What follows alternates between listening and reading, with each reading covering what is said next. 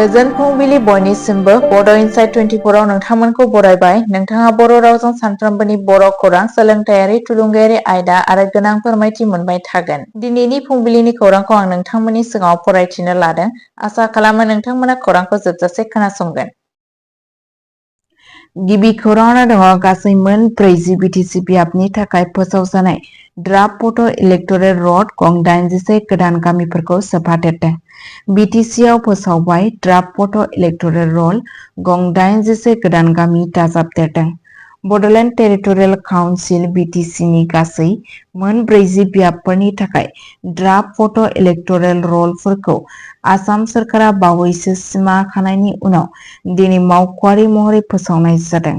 बे आपडेट ड्राफ्टआव बिटिआरआव गं 81 गोदान गामिफोरखौ दाजाबदेरनाय जादों। खारि बादिब्ला बिटिसिआव दा गासै 26,69,396 भट होग्राफोर दं, जेराव सा 13,29,742 हौवासा आरो सा 13,39,637 आइजोफोर भट होगिरिफोर दं।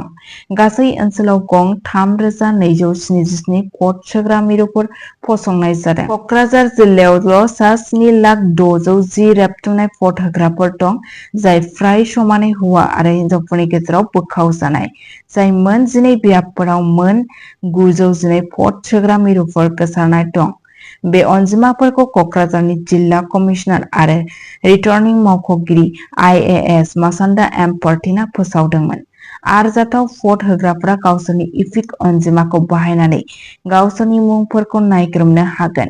ड्राफ्ट र'लखौ रायजो बिसायख'थि आय'गनि पर्टेल एबा जिल्ला खुंथायनि मावख'आरि वेबसाइटफोरनिफ्रायबो डाउनल'ड खालामनो हायो। जुदि नोंथाङा फोसाबनो लुबैयो एबा नोंथांनि मुंखौ दाजाबदेरनो लुबैयो, अब्ला नोंथाङा 5 आगस्ट 2025 सिम दाबि आरो अजद दैखांनो हागोन। फर्मफोरा रिटार्निं मावख'गिरिफोर, लेङाइ रिटार्निं मावख'गिरिफोर आरो अनलाइन प्लेटफर्मफोरनि मावख'गिरिफोराव दं। मावख'गिरिफोरा गासैबो आरजाथाव भट होग्राफोरखौ गुबैयै गोदानै दाजाबदेरनाय गामिफोरनिफ्राय गावसोरनि गुदि खिथाफोरखौ फोरमान खालामनो आरो गेबें भटार फारिलाइफोरखौ रोखा खालामनो थाखाय सांग्राङै बाहागो लानो खावलायदों। नैथि खौराङाव दङ कार्बि आंलं गावखुंथाय गौथुमा पेन्सन आरो अजद सेल बेखेवदों। KAAC-आ डिफुआव मावफारियाफोरनि थाखाय पेन्सन आरो अजद सेल बेखेवदों। मावख'आरि अनसायनायाव रोखाथि आरो आखा-फाखाथिखौ जौगाहोनो थाखाय कार्बि आंलं गावखुंथाय गौथुमा KAAC गावनि पेन्सन आरो अजद सेल जागायदों। IAS नि गाहाय नेहाथारि मुकुल कुमार शइकियानि दैदेननायाव डिफुनि KAAC सेक्रेटारियेटआव बेखेवनाय जादोंमोन। बे गोदान सेलआ KAAC मावफारियाफोरनि पेन्सनजों सोमोन्दो गोनां साननायफोर आरो अजदफोरखौ सामलायनो थाखाय मोनसे बाउसोमनाय प्लेटफर्म महरै खामानि मावगोन। गौथुमनि लेङाइ नेहाथारि सना सिं थेरांआ बे सेलनि बिबानगिरि जागोन। बेखेवनाय समाव गाहाय नेहाथारि शइकिया बे हाबाफारिखौ गायसननायाव लामा दिन्थिनायनि थाखाय PA बिफाननि ACS आरो नेहाथारि दिलीप थेरांखौ साबायखर बावदोंमोन। बिथाङा जाथाय नेहाथारिफोर, लेङाइ नेहाथारिफोर, आन्दार सेक्रेटारिफोर, डिफुनि जिल्ला सुबुं सोलोंथाइ मावख'गिरिफोर आरो FAO/CUफ्रा गाहाय इन्जिनियार W आरो दै फुंखा आरो मेकानिकेल हान्थामेला बिफाननि मावफुं इन्जिनियारफोरनि हानजायारि खामानिखौबो बाख्नायदोंमोन। बे सेलखौ मोगथाङाव महर होनायाव सांग्रां मददनि थाखाय Karbi Anglong गावखुंथाय गौथुम employees association KAACEA खौ जर'खा मुंख'नाय जादोंमोन, जेराव बेनि आफादगिरि, लेङाइ आफादगिरि, नेहाथारि, गाहाय बोसोनगिरि आरो गासैबो सोद्रोमाफोरबो दंमोन। बे पेन्सन आरो अजद सेलनि जागायनाया KAAC नि सिङाव मावग्रा लोगोआरि खुंथायनि फारसे मोनसे गोनांथार आगान। कार्बि आंलं आरो गासै आसामाव बांसिन आपडेटनि थाखाय जोंजों फोनांजाबनानै था। थामथि खौराङाव दङ चिरांनि NH 27 आव गोबां गारिफोरनि सौग्रावलायनायनि जाहोनाव सासे सुबुंनि जिउ खहा जायो। मंगलबारनि सानजौफुआव आसामनि चिरां जिल्लायाव खासिक'त्रानि साखाथियाव हायुंआरि राजा लामा 27 आव मोनसे दुखुनांथाव गोबां गारि जाब्रबथाय जायो, जायनि जाहोनाव सासे लाइमोन सुबुंनि जिउ खहा जायो आरो गोबां सुबुंफोरा गोब्राब जोखोम जायो। जाब्रबथायाव बाङाइसिनाव मोन 6 गारिफोर दंमोन, जेराव थि नङै थासारियाव फिसा आरो गिदिर मोन्नैबो दावबायारिफोर दंमोन। रुंसारि जानाय सुबुंखौ बासुगावनि नमित गयारि महरै सिनायथि होनाय जादों, जाय गोब्राब गोहोम गोग्लैनायनि जाहोनाव हरखाबै रुंसारि जादों होनना खौराङाव मिथिनो मोननाय जादों। बिथांनि बिनानाव रितु गयारिया गाज्रियै जोखोम जादोंमोन आरो आथिखालाव बिथाङा खाथिनि देहा फाहामसालियाव फाहामथाय लागासिनो दं। सावफाहामारि रोंग'साफोरा इंगित होदों दि बिथांजोनि अबस्थाया जोबोद गिथावना जानानै दं। नुगिरिफोरा जाब्रबथायनि उनाव गुलाय-गुजाय नुथायफोरनि फोरमायथि होदोंमोन, जेराव सिलिंखार जानाय गारिफोरा राजा लामायाव गोसारलादोंमोन आरो जोखोम जानाय सुबुंफोरा हेफाजाबनि थाखाय लिंहरदोंमोन। पुलिसआ जायगाखौ बेंखनबाय आरो नायबिजिरनायखौ जागायबाय। गोबां रिपर्टफोरा सुबुरुन होयो दि गंसे गारिआ सामलायनायखौ खोमादोंमोन जानो हागौ, जायनि जाहोनाव चेन रिएक्शन जाब्रबथाय जादोंमोन। जाब्रबथायनि जाहोनाव NH-27 आव जिल्ला ट्राफिक पुलिसआ जायगाखौ बेंखनबाय आरो नायबिजिरनायखौ जागायबाय। गोबां रिपर्टफोरा सुबुरुन होयो दि गंसे गारिआ सामलायनायखौ खोमादोंमोन जानो हागौ, जायनि जाहोनाव चेन रिएक्शन जाब्रबथाय जादोंमोन। जाब्रबथायनि जाहोनाव NH-27 आव गोलाव ट्रेफिक जाम जायो, जाय बे ओनसोलनि मोनसे गाहाय थांलाय-फैलाय लामा, जेराव गोबां घन्टानि थाखाय थांलाय-फैलाय थाबथायो।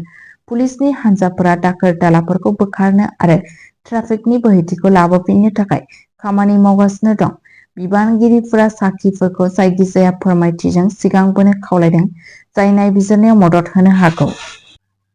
ब्रैथि खौरांआव दङ आसाम सोरखारा लामानि खामानिफोरखौ मोजाङै खालामनो नोगोरारि गोरोबलायनायखौ बांहोनो थाखाय पथ समन्वय पर्टेल बेखेवदों। गुवाहाटीआव लामानि खामानिनि बेले-बेजेखौ फोसाबनो थाखाय आसामआ पथ समन्वय पर्टेल बेखेवदों। गुवाहाटीआव सानथांखि गैयै लामा जावनायनिफ्राय गुलाय-गुजायखौ बाङाइ खालामनो थाखाय आसाम सोरखारा पथ समन्वय मुंनि मोनसे गोदान पर्टेलखौ जागायबाय। बे पर्टेलखौ गिबि मन्थ्रि हिमन्त बिश्व शर्मानि दैदेननायाव दिसपुरनि जनता भवनाव बेखेवनाय जादोंमोन। केबिनेट मन्थ्रि जयन्त मल्ल बरुवाया गोजौ थाखोनि मावख'गिरिफोरजों लोगोसे बेखौ लन्च खालामनाय जादोंमोन। नोगोरारिफोरा दा बे पर्टेलखौ pathsamanway.assam.gov.in नायनो हागोन। पाथ समन्वय पर्टेलआ गुबुन गुबुन बिफानफोरखौ जयै खामानि मावनायाव मदद होगोन। बेखौ थि खालामगोन दि बिथांखि लायालासे लामाफोरखौ खनले-खनले जावनाय जाया। बेयो रैखाथि साबसिन खालामगोन, ट्रेफिकनि जेंनाफोरखौ बाङाइ खालामगोन आरो रायजो-राजानि रैखाथिखौ रोखा खालामगोन। पर्टेलनि गाहाय आखुथायफोरा जाबाय फारियै नोगोरारिफोरा सोलिबाय थानाय आरो फैबाय थानाय लामानि खामानिफोरखौ अनलाइन ट्रेक खालामनो हायो। जायखिजाया लामा जावनायखौ जागायनायनि सिगां एजेन्सिफोरा NOC लाग्रोनो नांगोन। सिगांनि खामानिया स्रां जाजासिम गोदान जावनायनि गनायथि होनाय जानाय नङा। खामानिफोरा थि सम सिमाफोरनि गेजेराव फोजोबनांगोन। गोख्रों रैखाथि नेमफोरखौ फालिनाय जागोन आरो सिफायनायफोरखौ साजा होनाय जागोन।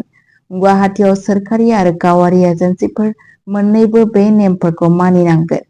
बेनि अनगायैबो सोरखारा दैब' आरो दै बोहैग्रा जायगाफोरखौ सोरबिथिं सेन्सिटिभ जन फोसावनानै लुनायखौ होबथानो होदों।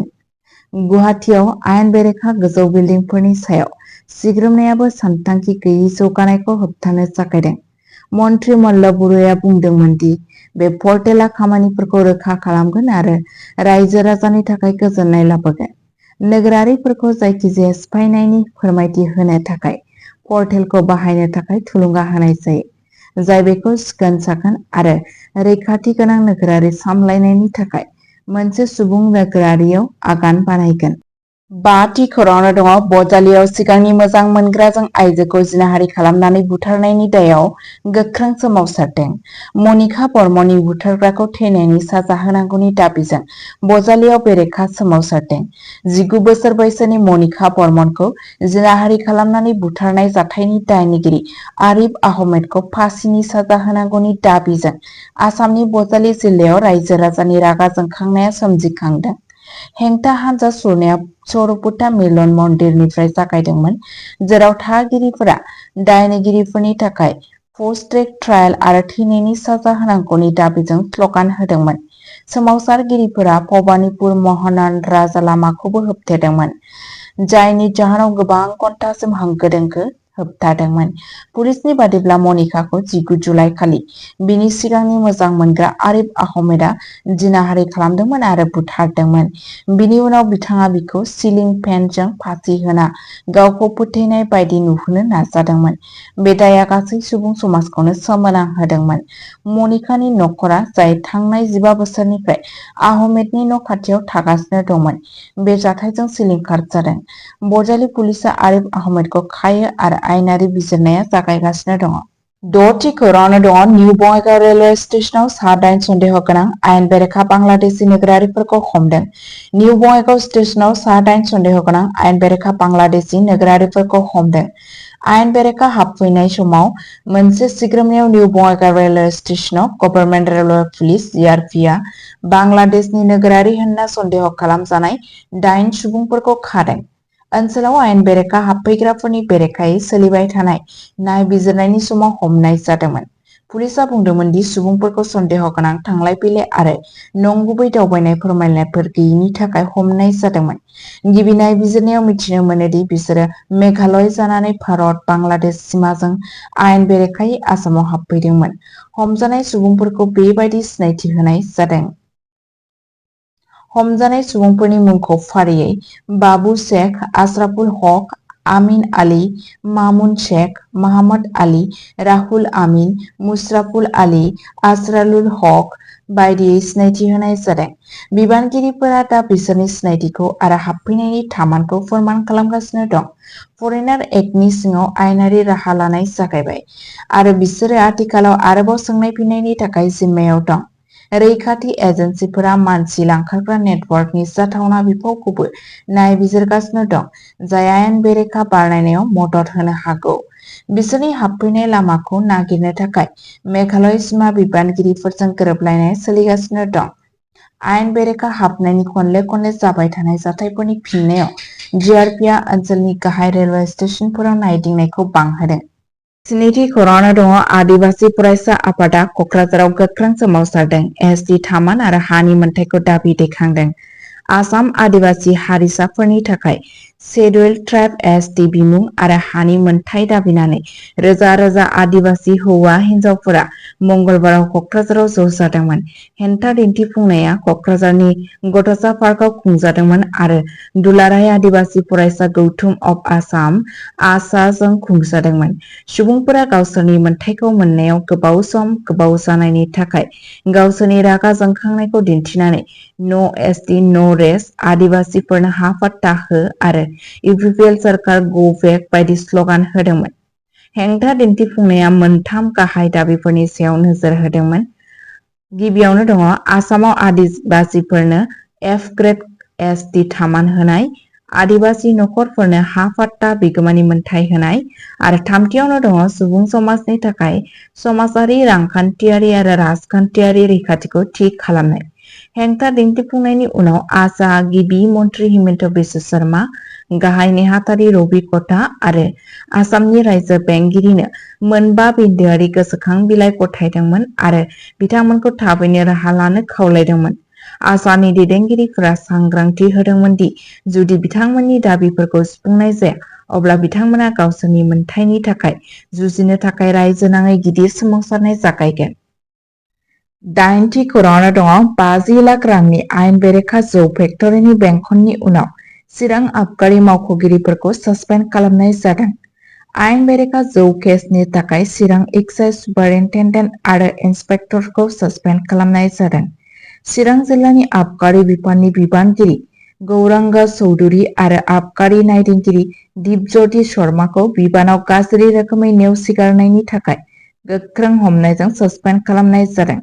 बे दोनथ'नाया 19 जुन खालि मोनसे गोजौ थाखोनि सिग्रोमनायनि उनाव जादोंमोन, जेब्ला बङाइगावनि आबगारि मावख'गिरि आरो गुवाहाटीनि मोनसे जर'खा हानजाया चिरांनि भारत-भुटान सिमाजों लोगोसे सान्तिपुराव गंसे आयेन बेरेखा जौनि कारखानायाव गाग्लोबदोंमोन।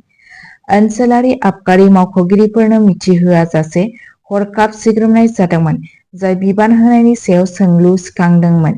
सिग्रोमनाय समाव 50 लाखसो रांनि गोथां मुवा आरो नंखाय जौ जब्द खालामनाय जादोंमोन।